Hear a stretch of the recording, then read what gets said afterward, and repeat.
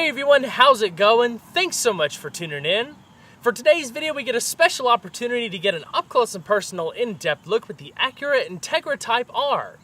In this review, we'll start it up, show the engine, get an exhaust clip, and go over the performance data, take it on a thorough drive, and show you many of the unique aspects throughout the interior as well as exterior. So without further ado, let's go ahead and hop on in, start her up, let her run. Before we begin, a special mention to my good friends down at Cosmo Motors of Hickory, North Carolina for providing this example today. For more information about the dealership, including contact info and current inventory, please feel free to check out their website provided in the description box below.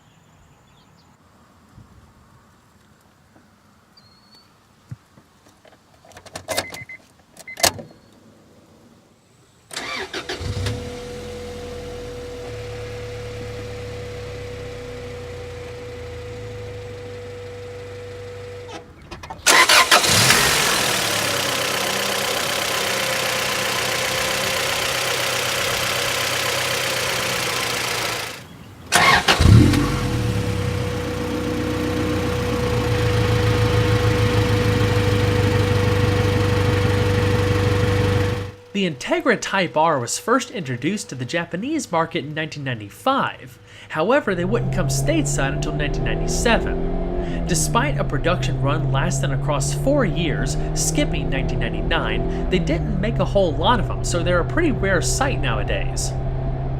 Based on the Integra GSR 2-door, the Type R benefited from significant powertrain and chassis enhancements to create one of the most rewarding front-wheel drive cars of its time.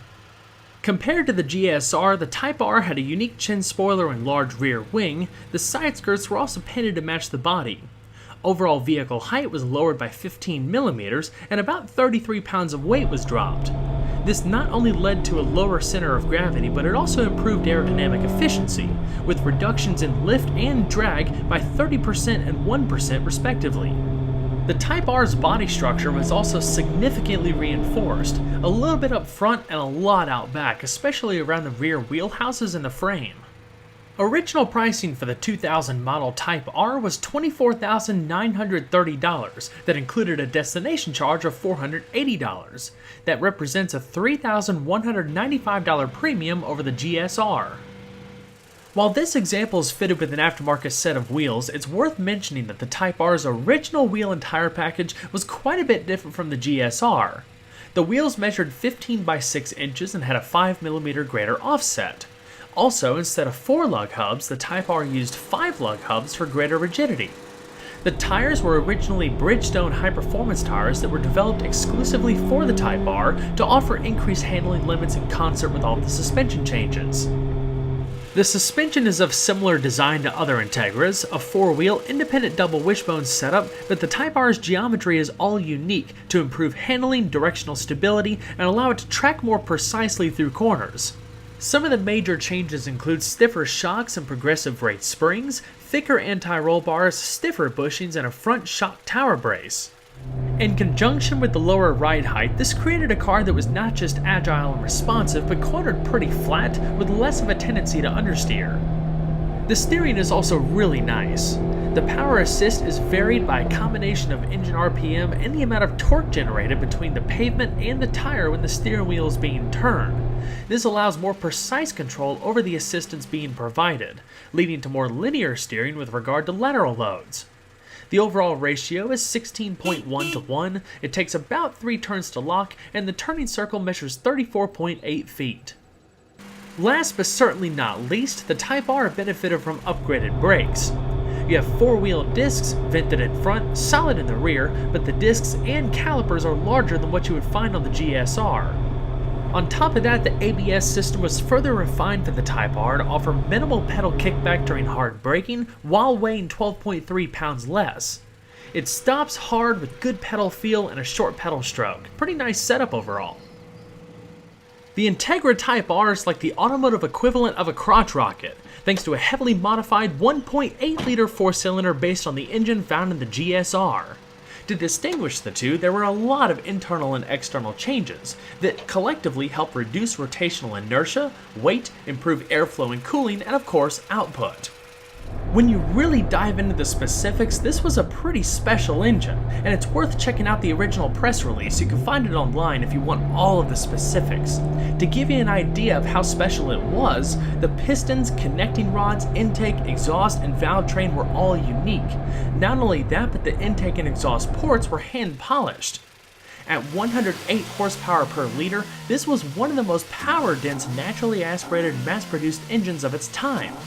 It develops 195 horsepower at 8,000 RPM and 130 pound-feet of torque at 7,500 RPM. That's a gain of 25 horsepower and 5 pound-feet of torque over the GSR. It could do 0 to 60 in 6.6 seconds and top out at 143 miles per hour. To cap it all off, the red line is an astonishing 8,400 RPM. The thing about this engine is that it doesn't produce a ton of low-end grunt. It's designed to run at those higher RPMs, so to get full performance out of it, you gotta push it, which again makes it so much fun. The engine is so full of character. Augmenting that character is a unique version of Honda Acura's VTEC system, which stands for Variable Valve Timing and Lift Electronic Control. In a nutshell, there's two distinct camshaft profiles, one to optimize low-end torque and response, the other high-end horsepower. The Type R's switchover point is 5,700 RPM versus 4,400 RPM in the GSR. This was said to optimize mid-range torque.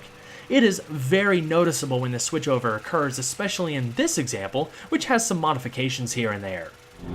It's almost like the engine is split into dual personalities, like a Dr. Jekyll, Mr. Hyde type of deal. When you're driving along and decide to drop a gear and punch it, after it passes that threshold, the engine just opens up, it gets loud, it gets raw, it sounds incredible, and all but begs you to wind it out all the way to redline. The only transmission offered was a close ratio 5-speed manual that was unique to the Type R, beefed up with a heavy-duty clutch and a lightweight flywheel. Power is sent to the front wheels, but there's negligible torque steer thanks to a standard helical type limited slip differential and equal length half shafts. The Type R also benefited from a unique aluminum stiffener to create a more direct connection between the engine and transmission and reduce vibrations. As far as fuel economy, the Type R was rated between 22 miles per gallon in the city and 28 miles per gallon on the highway. You could expect an average of around 24 miles per gallon. A minimum of 91 octane fuel was recommended, all held within a 13.2 gallon tank. Inside, the Type R set itself apart from other Integras with exclusive upholstery, floor mats, and red stitching. You'll also find a carbon fiber-like trim on the instrument panel and center console. Towards the back of the center armrest, all Type Rs had a serial number plate. All Integras were pretty bare bones, but the Type R took it a little further in the name of weight savings, so you couldn't get a sunroof, there were no vanity mirrors, cruise control, and a lot less sound deadening. Features were kept to a bare minimum. There was a 6-speaker audio system, this one has an aftermarket radio, but air conditioning wasn't included as a standard feature until 2000. On top of the dash, you have a little digital clock, and towards the bottom of the console you have two pop-out cup holders, a lighter, and a little ashtray. The seats are also Type R specific. They have a lot more lateral support than a standard Integra, with adjustable hollowed-out headrests. The driver's seat is supposed to have adjustable lumbar as well, but I believe this car for some reason has JDM seats because the lumbar adjustment is flip-flopped. At the end of the day, the Type R was just as practical and usable as any other Integra 2-door, just a lot more hopped up. The interior has great space for the front occupants, there's 2 airbags, and plenty of storage space across the doors, dash, and center console.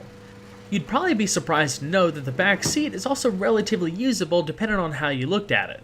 I'm 5'10" and I really couldn't sit back there, the leg space is kinda tight and I had to tilt my head to the side, but smaller folks, children, and car seats would fit back there no problem. It's a pretty decent space.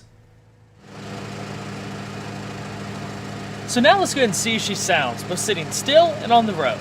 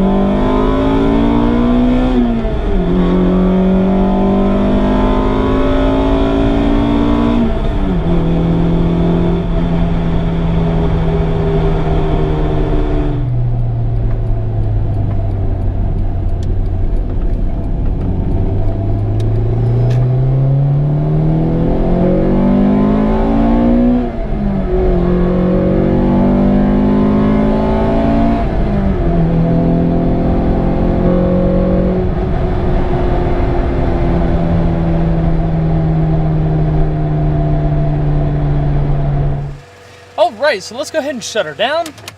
We'll hop back out and check out trunk space. By having a hatch, the Integra two-doors offered a lot more cargo space than the sedan counterparts. Behind the rear seat, you have 13.3 cubic feet worth of space, which is pretty decent if you ask me. If you take out the cargo privacy cover and fold down the 50-50 split rear seat, you can load up cargo all the way to the front and put some pretty sizable items in there. That rear shock tower brace is an aftermarket add-on.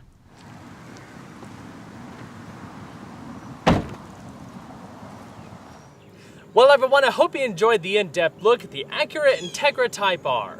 Be sure to stay tuned next time, subscribe today, there's always a lot more where that came from. Take care everyone.